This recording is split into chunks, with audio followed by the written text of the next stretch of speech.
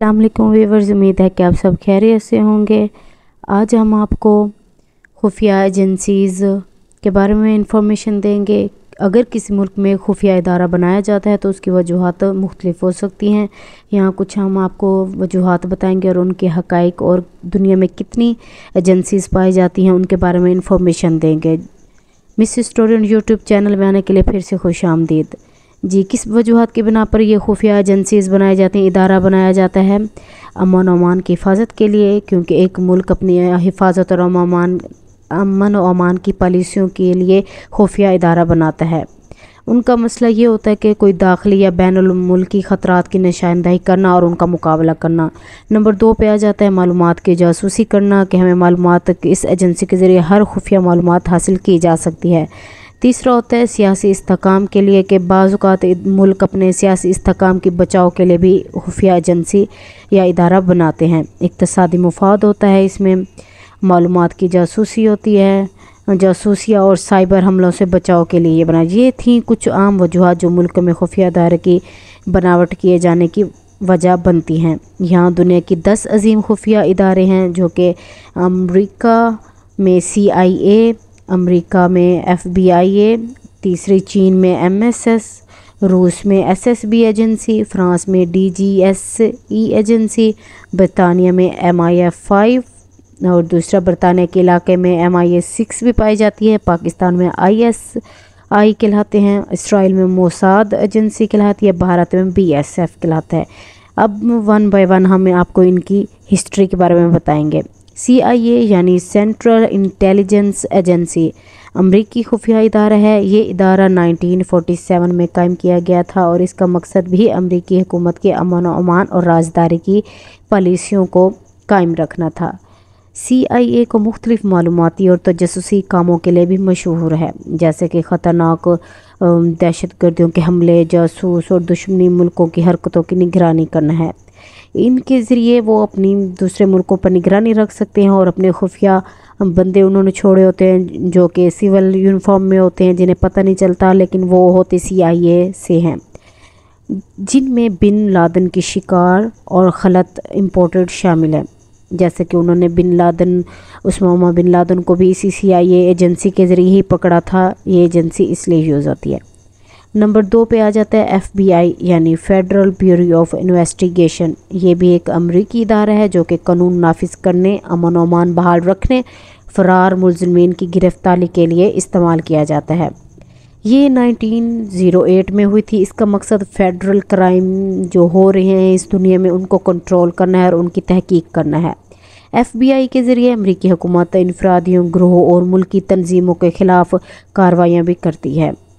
इसके अलावा इसकी बड़ी कामयाबी में मार्टिन लूथर किंग, जो अमरीकी मदनी हकूक़ के मुजाहरे के लिए जदोजहद कर रहे हैं, उनकी मालूमात भी ये रखती है। नंबर 3 पे आता है MI5 जो कि बरतानिया में है। ये मिनरल इंटेलिजेंस इसे कहते हैं। बरतानवी खुफिया इदारा है जो कि 1909 में कायम किया गया था। इसका मकसद बरतानवी रियासत के अमन और अमान की हिफाजत करना और दाखिली ख़तरात की जो हमले हैं उनकी हिफाजत करना था। MI5 की जिम्मेदारियों में मुल्क की सरकारी सरगर्मियों की हिफाजत, जासूसी के ख़िलाफ़ कार्रवाई वगैरह का शामिल है। MI5 ने दौरान तारीख़ बहुत सारे मरूफ़ कार्रवाइयों में शिरकत भी की है, जिनमें दोनों जहानी जंगों के दौरान मुख्तलिफ सरकारी सरगर्मियों की हिफाजत, सिक्योरिटी की पेशगोई भी शामिल है। DGSE या domain next general intelligence service फ्रांसीसी खुफिया इदारा है। ये फ्रांसीसी हुकूमत की इंटेलिजेंस, अमन और अमान की पॉलिसियों को कायम रखता है। DGSE का अहम किरदार मुल्क की सियासी, इक़्तिसादी, अमन और अमान के मसाइल को हल करना है और दूसरा खारजी तंजीमों की हरकत की नज़र भी रखना है। DGSE को फ्रांसीसी हुकूमत की रस्मी इंटेलिजेंस एजेंसी के तौर पर कायम किया गया था और उसकी बुनियादी मकसद सिर्फ अमन और अमान था और फ्रांस की राजदारी को कायम रखना था और उनकी देखभाल करना था। MI6 यानी मिनरल इंटेलिजेंस बरतानवी खुफिया इदारा है। इसका असल नाम सीरेट इंटेलिजेंस ब्यूरो है। इसकी तश्कील 1909 में हुई। इसका मकसद बरतानिया की खारजी पुलिसों की तहकीकात और खौफनाक ख़तरात की पेशगोई करना है। इसकी कार्रवाई दायरा मुल्क के बैरूनी हल्के में है और इसकी ज़िम्मेदारी में जासूसी, इनफरादियों की पेशगोई वगैरह भी शामिल हैं। اور ملک کے مفاد میں اہم معلومات بھی اسی کے ذریعے حاصل کی جا سکتی ہے۔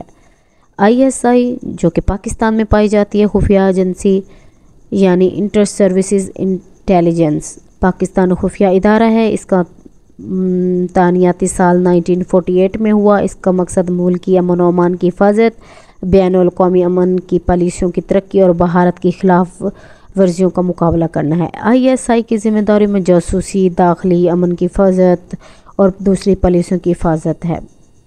ISI کو پاکستان کی قوت انتظامیہ کا اہم حصہ تصور بھی کیا جاتا ہے اور اس کے کارنامے ملک بھر میں شہرت حاصل کر چکے ہیں۔ KGB وہ روسی خفیہ ادارہ ہے جو روس میں پایا جاتا ہے، جو سوویت اتحاد کے دوران کام کرتا ہے۔ اس کا اصل نام کمتچنسکایا یا غلاسنا اربابا تھا، جو روسی زبان میں قومی امنیت کی کمیٹی کا مطلب ہے۔ KGB کو 1956 میں قائم کیا گیا اور اس کا مقصد سوویت اتحاد کی حکومت کو امن و امان کی حفاظت اور جاسوسی کارروائیاں تھیں۔ KGB نے داخلی اور خارجی سطح پر مختلف عملیات میں شرکت کی، جیسے کہ جاسوسی جنگ وغیرہ اور سیاسی دشمنوں کی گرفتاری۔ KGB کا اختتام سوویت اتحاد کے تنزل کے بعد 1991 میں ہوا۔